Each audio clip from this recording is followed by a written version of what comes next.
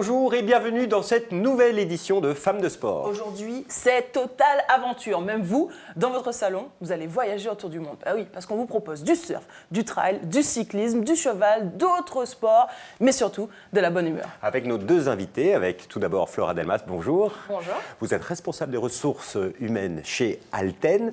Alors, vous allez me demander pourquoi une responsable des ressources humaines dans cette émission? Parce que vous êtes lancé un défi sportif, lequel? Tout à fait, j'ai participé au Raid des Alizés. Vous allez tout nous raconter sur cette grande aventure. Et l'autre invitée du jour, c'est Sarah Hébert. Bonjour Sarah. Bonjour. Vous êtes vice-championne du monde et championne d'Europe de windsurf. Mais surtout, vous avez un leitmotiv avec du cœur, tout est possible. Et quand on sait que vous portez un défibrillateur cardiaque, et bien forcément, ça prend tout son sens. En 2006, justement, vous faites implanter ce défibrillateur à l'âge de 22 ans. Comment on le vit ? C'est tôt quand même. Oui, c'est un peu un choc, surtout qu'un défibrillateur cardiaque, en général, avant, on avait plutôt tendance à l'implanter sur des personnes de 60-70 ans. Donc on se dit, non, comment ça, je pète la forme, c'est pas possible. Et puis très vite, on l'accepte et puis on se dit qu'on a de la chance d'avoir un traitement possible dans ces cas-là. Mais alors, comment ça s'est passé sportivement? Parce que quelques semaines après l'intervention, vous avez gagné encore un titre. Comment vous avez fait? Oui, alors c'est vrai que ça a été compliqué parce que quand on a détecté ce problème-là, j'étais à la veille d'un gros championnat du monde que j'ai dû annuler. Après, j'ai vécu 4 mois dans les hôpitaux pour des tests, etc., plus l'implantation. Un mois après, j'avais le droit de reprendre le sport. Pendant un mois, on a quand même des douleurs assez importantes puisqu'on déchire le muscle pectoral pour y mettre le boîtier. Et un mois après, je reprenais la planche, vraiment très heureuse d'y être, mais encore avec des douleurs. 2 mois après, mon entraîneur m'inscrivait au championnat d'Europe pour voir. Et en fait, j'étais vraiment très heureuse d'être là. Vraiment envie de croquer à pleines dents ce championnat, la vie tout court sur l'eau. Et j'ai remporté le championnat d'Europe. Voilà. Et justement... Alors, après cette grande victoire, on a l'impression que vous avez tout gagné, mais les institutions françaises décident que vous êtes inapte au sport de haut niveau. Et oui. vous êtes quand même championne du monde juste après. Alors, vice-championne du monde, expliquez-nous comment c'est possible. Oui, c'est vrai que la vraie douche froide, ce qui a été le plus difficile dans ma carrière, finalement, ça n'a pas été l'implantation de mon défibrillateur cardiaque, ça a été d'être mise à la rue de ma propre nation. Donc, j'ai perdu ma licence française pour cause d'inaptitude à la pratique de haut niveau en planche à voile. Et je me suis vite retournée. Je me suis dit qu'il y avait forcément une fédération internationale autre qui serait intéressée par mon palmarès. Et donc, c'est l'Arménie qui m'a ouvert ses portes. Je suis franco-arménienne depuis 2007. Et en effet, j'ai établi un record de vitesse pour l'Arménie. J'ai été vice-championne du monde et plusieurs fois dans le top 3 mondial pour ce pays. C'est magnifique comme défi que vous avez pu relever. Autre défi à côté de vous, c'est Flora, vous revenez de la Martinique. Vous avez fait quelque chose d'assez extraordinaire, le Raid des Alizés. Alors, en gros, il y a du VTT, du canoë, du vélo. C'est quoi cette compétition, ce Raid des Alizés? Alors, c'était la première édition d'un raid 100% féminin qui s'est déroulé sur 3 jours en Martinique, qui réunissait plus de 150, enfin à peu près 150 filles sur 3 jours en bivouac. Donc ça, c'était une des épreuves, avec du VTT, du canoë, du trail et du run and bike qui s'est allé sur 3 jours. Extrêmement physique. Extrêmement physique, avec le décalage horaire pour celles qui venaient de métropole, et puis avec du dénivelé, de la météo qui ne s'est pas forcément adaptée à nos envies, de la boue, des vagues, de la pluie, et puis de la grosse bonne humeur tout du long qui a fait que c'est passé super bien. Mais finalement, ce déplacement a quand même eu un prix. Ça coûte combien de partir comme ça, faire le Raid des Alizés? Alors ça coûte beaucoup d'énergie, souvent. Nous, on a eu la chance d'être sponsorisés par un des partenaires de la course qui était Corsair, mais il y a beaucoup d'équipes qui ont dû y mettre beaucoup du leur pendant 1 an à chercher des sponsors. Voilà, c'est plusieurs milliers d'euros et souvent beaucoup de soutien de plein d'associations, plein de partenaires locaux qui aident les équipes, puisqu'on était par équipe de 3 pour participer à ce raid. Et avec le recul, ça vaut le coup quand même À 100%. Moi, si on me propose de le refaire l'année prochaine, je signe tout de suite. C'est beaucoup d'émotions, beaucoup de charge physique, parce que c'est quand même des grosses épreuves, mais à 100%, je le refais l'année prochaine. Alors, je vous propose tout de suite de découvrir le zapping du mois avec d'autres femmes qui se lancent, elles aussi, de nombreux défis.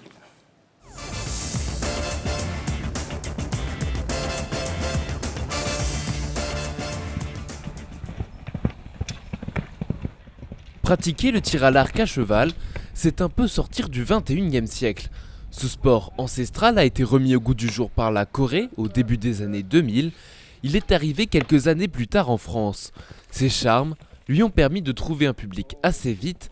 En 2 ans, une cinquantaine de structures se sont mis à proposer cette activité. C'est un peu une sensation de liberté, parce qu'on lâche les rênes et on fait confiance au cheval, entre autres. La discipline a été portée par la Fédération française d'équitation. Un premier championnat de France a eu lieu en 2014, tandis que l'édition 2015 a réuni plus de 70 compétiteurs. Franchement génial, vraiment très très bien. Bon, l'eau elle était gelée, c'était des glaçons, mais mis à part ça c'était facile. Trop dur, j'en peux plus, trop dur. C'est bientôt la fin. C'est bientôt la fin, je suis fière quand même, mais bon. C'était bien parce qu'on a réussi, c'est notre première course à obstacles et on a réussi, on a la fin. Voilà. Ouais, même première course. Bah, en fait nous on fait toutes les courses comme ça, donc on aime bien les défis et puis on en fera une prochaine la prochaine fois, enfin, l'année prochaine j'espère. Allez Edith, allez. Je suis double championne du monde en paratriathlon, 8 fois championne de France, voilà, plusieurs fois titrée au niveau des duathlons, un peu plus que le triathlon.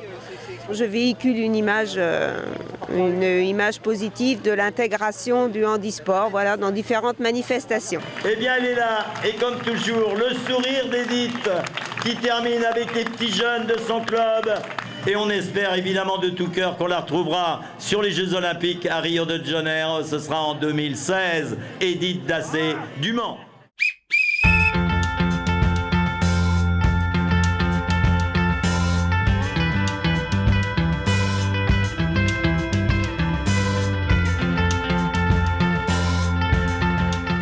On est très heureuse et on est très contente que le trophée soit resté au sein du club.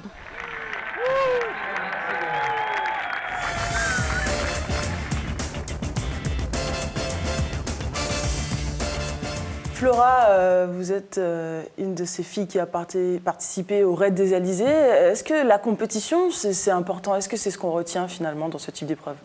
Elle fait partie de l'épreuve et elle motive encore plus à se dépasser, mais je ne pense pas que c'était ce qu'il fallait retenir de cette épreuve de 3 jours, parce qu'il y a vraiment eu une solidarité entre toutes les équipes.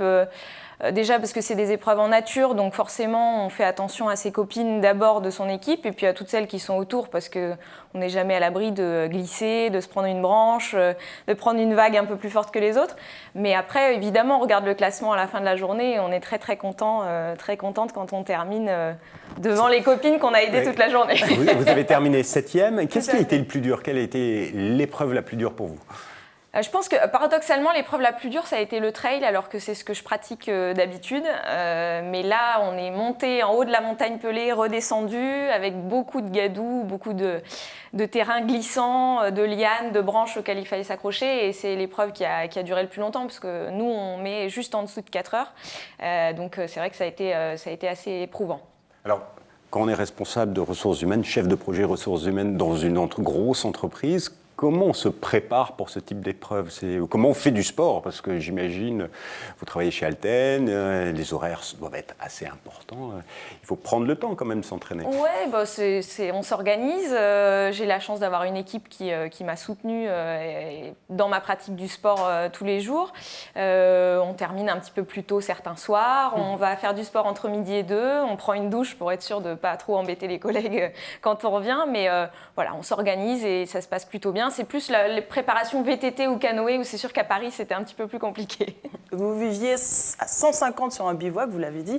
150 filles ensemble, ça doit être quelque chose. Comment s'est passée la cohabitation? Est-ce qu'il y a eu des clashs? Parce que je crois que vous dormiez à 3 par tente de 3, donc c'était très étroit. 3 par tente de 3. Alors moi, j'ai l'avantage de faire 1m54, donc j'avoue que j'ai pas pris trop de place dans la tente. Il y avait des équipes avec des nanas à plus d'1m80, c'est sûr que c'était un peu plus compliqué.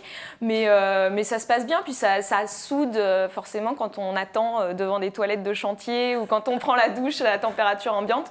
On rigole et on se passe les petites techniques les unes les autres. Sarah, vous, j'ai l'impression que l'aventure, vous la vivez pas du tout en équipe. C'est le côté solitaire. Qu'est-ce que ça vous apporte finalement de tout faire en solo? J'aimerais bien, hein, c'est une des aventures qui me plairait beaucoup. Après, rendez-vous l'année prochaine, on aurait des Alizés ouais, alors. ouais, pourquoi pas. Non, c'est vraiment des belles aventures, ces aventures-là. En fait, quand on est seul face à l'élément et face à l'océan, pour ma part, il y a une confrontation qui est vraiment unique et qu'on ne peut pas avoir ailleurs et qui nous demande d'aller puiser ce qu'il y a de meilleur en nous et d'être vraiment spectateur de la beauté naturelle, quoi. Parce que là, vous parlez d'un défi que vous vous êtes lancé, c'était la traversée de l'Atlantique. En windsurf, c'est un truc de fou. Pourquoi on se lance dans ce type de défi? Et puis, qu'est-ce qu'on peut ressentir quand on est toute seule au milieu des vagues, quoi? Alors, je me suis lancée dans cette traversée de l'Atlantique en 2012 parce que j'avais vraiment envie de retourner au large. Moi, j'ai grandi pendant 11 années sur un voilier avec mes parents autour du Pacifique et de l'Indien. Et c'est vrai que l'année de mon implantation, j'ai vraiment beaucoup pratiqué le sport et notamment la course au large sur un trimaran de 60 pieds. C'est là que je me suis rendu compte que le large me manquait et que j'ai voulu y retourner. Donc pourquoi ? Pour l'aventure, pour l'amour du large et puis pour montrer à tout le monde qu'avec du cœur, tout est possible, que malgré les difficultés de la vie, il faut continuer à vivre ses rêves. Il y avait un objectif, vous vouliez que tout le monde vous connaisse, parce qu'au final, il y a eu un échec, vous avez dû abandonner. Alors en fait, c'est là où c'est intéressant de comprendre finalement qu'est-ce que l'échec, et j'en parle dans mon livre qui s'appelle aussi « Avec du cœur, tout est possible ». En fait, l'échec n'est pas là où on croit. Quand on a plusieurs objectifs, bien sûr, il y avait un objectif sportif pour la championne que je suis, c'était d'arriver en Guadeloupe. Cet objectif-là, je ne l'ai pas atteint, mais communiquer sur le fait qu'avec du cœur, tout est possible, en valorisant les partenaires qui se sont impliqués pour ces valeurs-là, ça a été réussi. Et puis moi, à titre très personnel, vivre en symbiose avec l'univers du grand large, avec cette baleine que j'ai vue sauter devant moi, ça aussi, je l'ai vécu. Donc en fait, c'est une réussite. C'est quand on fait le bilan complet. Donc j'imagine aussi que pour vous, Flora, c'est une réussite ce raid, mais est-ce qu'il y a eu des moments où on a envie d'abandonner? Je sais que déjà, dès la première épreuve, le VTT, il y a eu d'énormes chutes, des éraflures partout. Est-ce qu'on pense à l'abandon? Alors, nous, on n'a pas pensé à l'abandon, déjà parce qu'on était toutes les trois et que l'objectif, c'était de finir toutes les trois et qu'on nous avait bien expliqué, tout l'encadrement du raid était là pour nous assurer la sécurité. Donc, l'abandon n'était pas une option, malgré les grosses chutes, les soleils en VTT, les vagues dans le canoë. Donc non, je pense que la seule possibilité d'abandon, c'est s'il y avait eu grosse blessure et heureusement, il n'y a pas eu. Mesdames, je vous propose maintenant de découvrir le sujet de TB Sud-Bretagne. C'est le portrait de Tiffaine Laurence, une sportive accomplie et à deux roues. Chez les Laurence, le cyclisme est une histoire de famille, véritable religion. C'est à l'unisson que la petite tribu respire, mange et pense cyclisme. Axel, le fils, est un des éléments forts chez les cadets morbihanais. La maman, Manuela, qui veille à l'alimentation, au sommeil et à la récupération de ses protégés, a terminé 13e au championnat du monde junior en 1990. Franck, le papa, aujourd'hui commerçant de deux roues, a 20 ans de carrière élite derrière lui et 2 années pro chez Mutuelle de Seine-et-Marne. Venue à la discipline par mimétisme, il y a 4 ans, Tiffaine s'est prise au jeu, épreuve après épreuve, titre après titre, jusqu'à ce que l'incroyable se produise.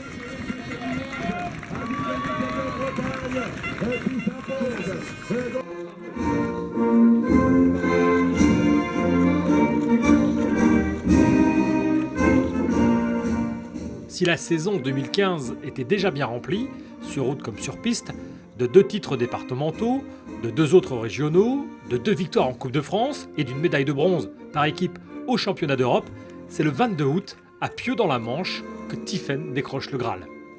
C'est vrai qu'on m'aurait dit au début de l'année que je suis championne de France au mois d'août. J'aurais dit non, non.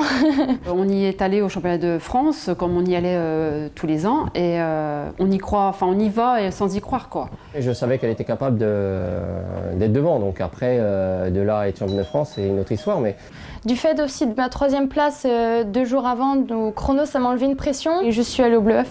J'avais dit n'attends pas, essaie de faire la course et puis tu verras bien. Si ça marche, si ça marche pas, tant pis. Ça m'a souri ce jour-là, quoi. Le fait de revenir avec le maillot, je sais même pas si encore aujourd'hui on y croit, quoi. Ce jour-là, Tiffaine avait les watts, comme le dira sa maman. Depuis, le quotidien de la championne de France a repris le dessus. Enfin, façon de parler. Ma semaine, c'est minimum 5 jours sur 7 de vélo, voire 6. Donc tout le temps, presque tous les jours après l'école, je dois aller m'entraîner, je dois faire mes devoirs. Donc, puis des fois, c'est pas des entraînements très très faciles. L'hiver, c'est important de faire attention à ce qu'on mange pour pas prendre trop de poids et faire autre chose que du vélo. Donc là, elle fait la muscu au centre de formation à Lorient, elle va à la piscine, elle fait autre chose. C'est pas tous les jours rose non plus, on gagne pas tous les dimanches, hein, donc on prend des claques, donc c'est avec ça qu'on s'aperçoit ce qu'il y a à travailler encore, et puis on réfléchit aussi. Après, on sait que c'est dur le vélo, une course, des fois il y a les conditions météo qui sont pas très faciles, et on peut être dans un mauvais jour et pas être très très bien aussi physiquement. Maintenant, c'est un vrai plaisir quand même au-delà de la souffrance. Junior, 2e année cette saison, Tiffaine a aussi un bac ES à passer en juin. Mais pas de quoi effrayer la jeune femme, bien dans ses baskets. Je suis jeune encore, ce sera plus les 2-3 prochaines années qu'il va falloir que je continue de progresser et que je me montre que je peux intégrer une équipe. Malheureusement, le vélo chez les féminines, on n'en vit pas, à moins de s'appeler Pauline Ferrand-Prévot, mais il n'y en a pas 36, donc du coup, j'espère qu'il y aura des équipes professionnelles qui vont se monter dans les années à venir. Quand on voit Pauline Ferrand-Prévot ou Audrey Cornon même, des filles de la région qui arrivent à avoir intégré une équipe et ce qu'elles vivent, donc c'est beau pour nous en étant jeunes. Ça nous fait rêver en fait. D'ici là, progresser, encore et toujours, ce sera le credo de Tiffaine et de toute la famille Laurence.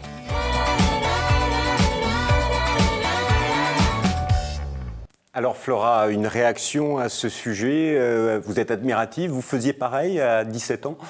Oh là non, à 17 ans, oui, je préparais mon bac aussi, mais je faisais d'autres sports. Ma maman est éducateur sportif, donc j'ai un peu baigné dedans depuis que je suis toute petite, mais pas de titre de championne de France à mon actif. Sarah, on voit dans le sujet que Tiffaine a reçu l'amour du cyclisme de par ses parents. Vous, c'est le goût des voyages. Hein.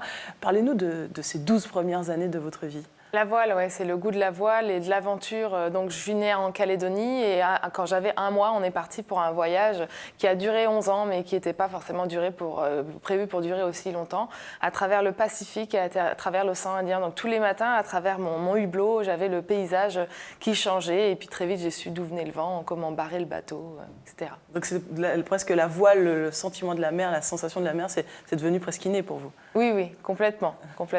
Mais vous êtes plus une femme qui a envie d'aventure ou une sportive ? Parce qu'on les se deux, pose la mon cher question. monsieur.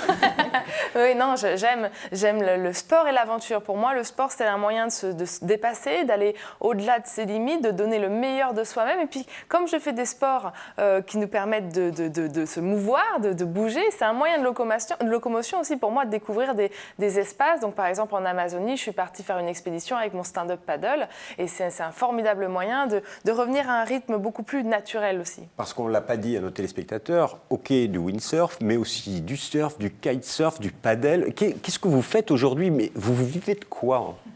Je suis waterwoman, je continue à travailler pour mes sponsors, donc je fais plus des reportages et des expéditions comme celle dont je vous ai parlé en Amazonie. Je suis également présentatrice et journaliste sportive pour une émission.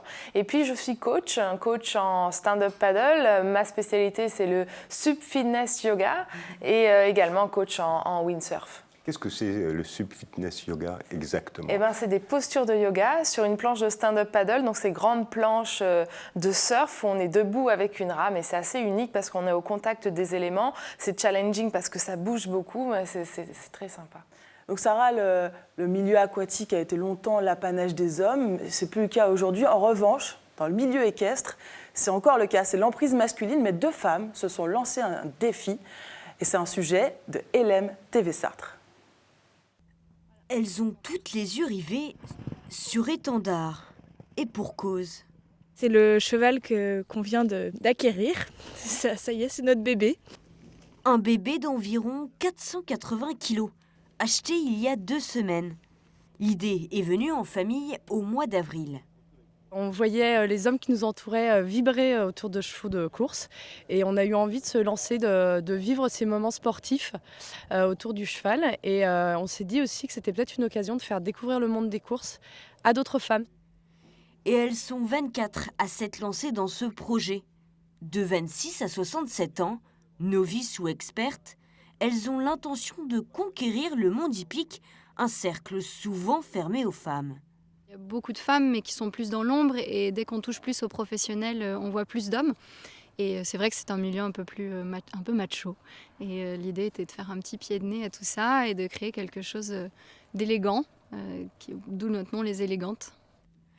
Leur touche de féminité est loin d'être une faille. Au contraire, elles vont en faire une force. Nous, on va s'attacher davantage au cheval, à l'animal en lui-même, plutôt qu'à ses résultats, même si on va se passionner, même si on va se prendre au jeu, l'encourager. Et pour le faire progresser, Étendard peut compter sur Armand. Ce jeune entraîneur sartois est venu le chercher à Deauville. Et ce pur sang cache plus d'un tour dans son sabot. L'hiver, en fait, pour les courses de chevaux, c'est assez particulier parce qu'on court sur des pistes en sable fibré. Donc c'est pas sur de l'herbe, donc il faut des chevaux adeptes de ça. Et Étendard l'est. C'est vraiment d'avoir un cheval qui soit régulier, qui court rapidement. Donc au vu de son travail, j'ai pas trop d'inquiétude. Et les résultats ne devraient pas tarder. Étendard est attendu sur les courses à Pornichet dans 2 semaines. Il sera sans aucun doute le chouchou de ces dames. Voilà, des femmes qui réussissent, qui entreprennent. Qu'est-ce que ça vous inspire, Flora ? Je suis plutôt contente qu'il n'y ait pas eu d'épreuve d'équitation sur le raid, mais je trouve ça super. Le sport, c'est pour tout le monde. Il y a encore plein de choses à faire pour encourager la pratique féminine. Il y a peu de femmes qui s'inscrivent dans les licences. Qu'est-ce qu'il faut dire aux femmes qui nous écoutent pour qu'elles fassent comme vous, des raids, de l'entraînement ?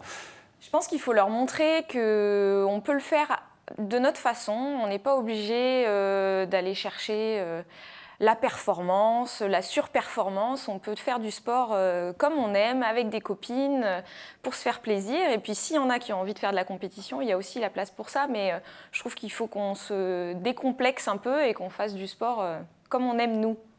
Il faut encourager aussi les entreprises à laisser le temps aux salariés de faire du sport. Chez Alten, vous avez une salle de gym, vous pouvez aller faire de la gym pendant la semaine. On milite pour avoir une salle de gym, c'est pas encore le cas, mais il y a pas mal d'infrastructures pas trop loin, donc on arrive à se motiver entre collègues pour aller faire du sport.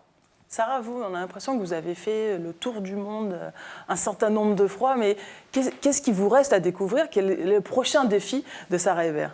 Justement, ça continue. Il y a quelques océans que je n'ai encore pas parcourus, et donc on part avec mon homme l'année prochaine en septembre pour un tour du monde en 2 ans sur notre voilier Maloya à la découverte des spots de glisse un peu partout sur la planète. On sait que vous êtes une très bonne communicante, vous avez toujours une énergie folle avec du cœur, tout est possible. Qu'est-ce que vous diriez, vous, si vous aviez un seul conseil à donner ? Aux femmes qui veulent pratiquer le sport, qu'on peut être mère de famille, chef d'entreprise, brillante en études et quand même continuer à pratiquer le sport. Puisque le problème souvent, c'est que les femmes arrêtent quand elles commencent les études supérieures. Et c'est vraiment possible de s'organiser et de faire les 2, les 3, les 4. Surtout que nous, les femmes, on est capables de faire plusieurs choses en même temps. Donc, merci, mesdames. Merci à toutes les deux. Merci de nous avoir fait découvrir vos défis. Mais l'émission n'est pas terminée, puisque maintenant, c'est l'heure de l'agenda.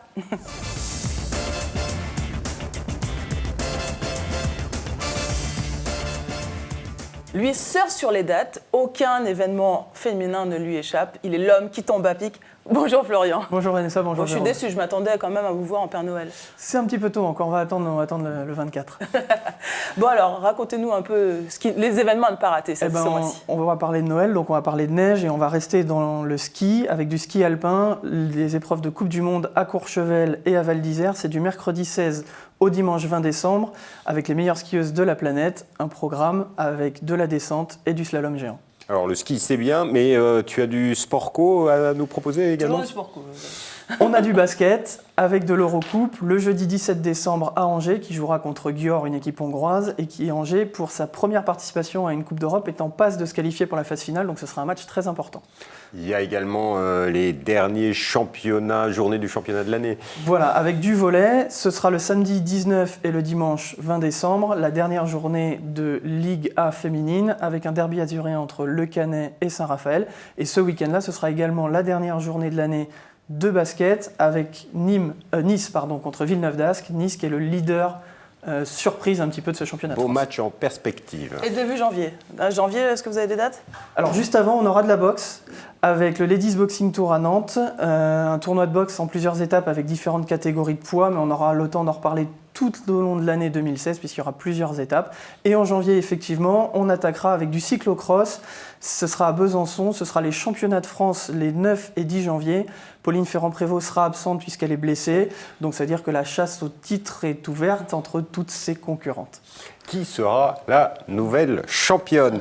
Merci beaucoup Florian. Si vous voulez retrouver toutes les informations, vous allez sur le site internet www.femmedesport.com. Et chère Vanessa, cher Florian, je vous dis à l'année prochaine. À l'année prochaine. Au revoir.